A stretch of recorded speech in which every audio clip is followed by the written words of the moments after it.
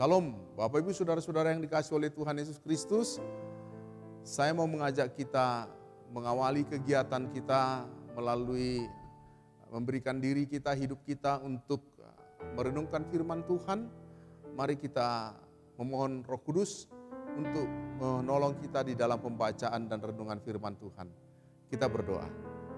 Urapi hati dan pikiran kami ya Tuhan, ketika kami hendak membaca dan merenungkan firman-Mu, supaya kami senantiasa diberikan hikmat, tuntunan dan peneguhan melalui firman Tuhan yang menyegarkan jiwa kami.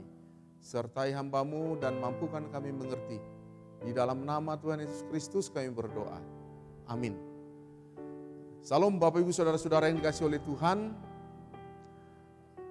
Ayat renungan kita pada pagi hari ini saya ambil dari kitab Lukas 3 ayat 1 sampai 17. Dan ayat yang menjadi sorotan, tema yang menjadi bahan renungan kepada kita terdapat dalam Lukas 3 ayat yang ketiga.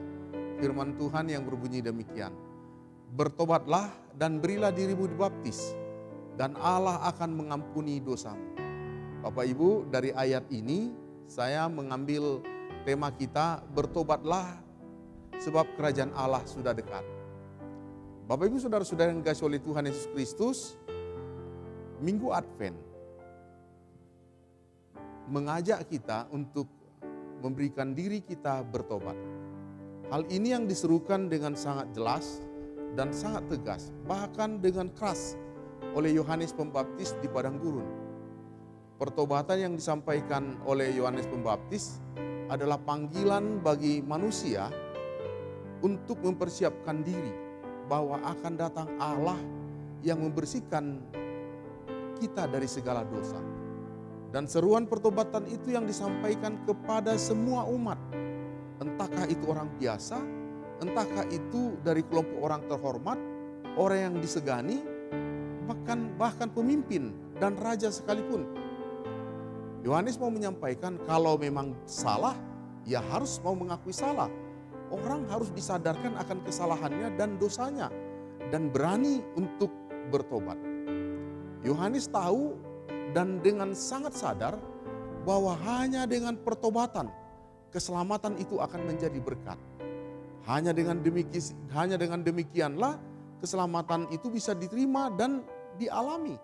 Keselamatan itu adalah pribadi Tuhan Yesus Kristus yang datang sebagai memenuhi janji keselamatan yang diberikan oleh Allah.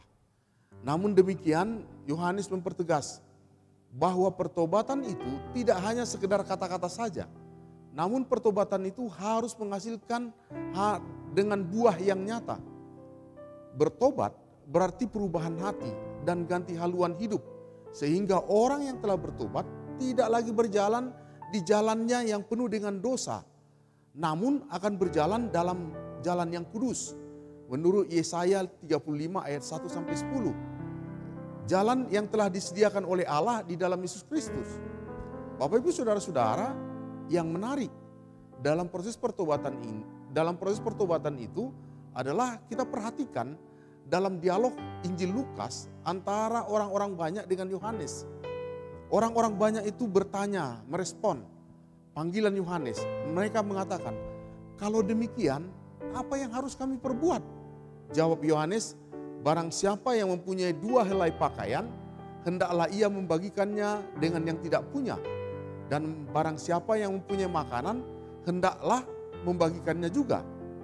Lalu yang selanjutnya para pemungut cukai pun bertanya lagi, apa yang harus kami perbuat? Yohanes menjawab, jangan menagih lebih banyak dari apa yang telah ditentukan bagimu. Lalu kemudian pertanyaan dari para prajurit. Mereka bertanya, apa yang harus kami perbuat? Yohanes pun menjelaskan, jangan merampas dan jangan memeras. Dan cukupkanlah dirimu dengan gajimu.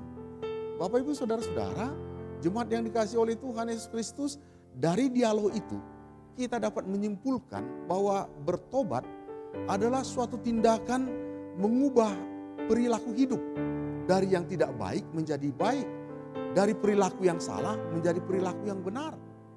Bapak Ibu Saudara-saudara, untuk menyambut kedatangan Tuhan, pertobatan adalah syarat mutlak yang harus kita miliki. Sebab alat penampi sudah ada di tangan Allah. Dengan seruan pertobatan yang disampaikan oleh Yohanes ini, ada hal yang menarik yang dapat kita perhatikan. Bahwa ternyata pertobatan itu tidak hanya disampaikan kepada penduduk Yerusalem dan penduduk Yudea. Yang hadir pada waktu itu juga orang Farisi dan orang Saduki. Dan dengan tegas Yohanes menyebut kepada mereka adalah keturunan ular beludak. Pertobatan yang palsu. Yang dapat kita saksikan melalui bacaan ini adalah ternyata keselamatan dari Tuhan itu bukanlah masalah keturunan. Sebab mereka mengatakan bapa kami adalah Abraham.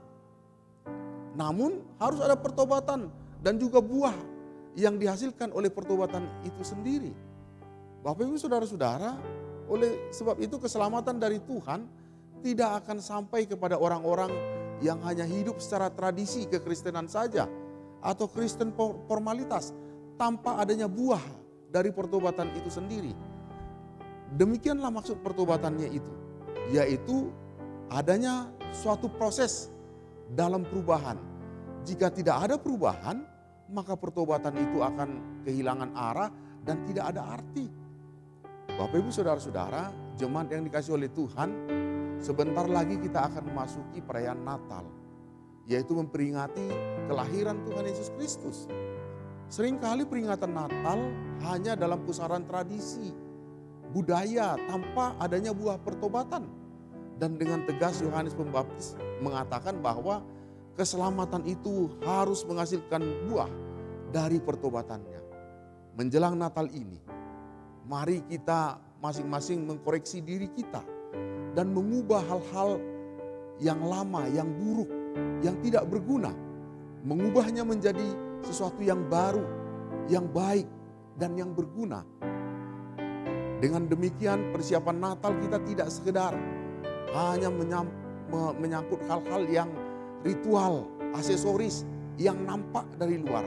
Tetapi juga pertobatan itu, penyambutan Tuhan Yesus itu adalah dari aspek dalam, dari aspek hati, spirit, perubahan hidup dan perubahan perilaku.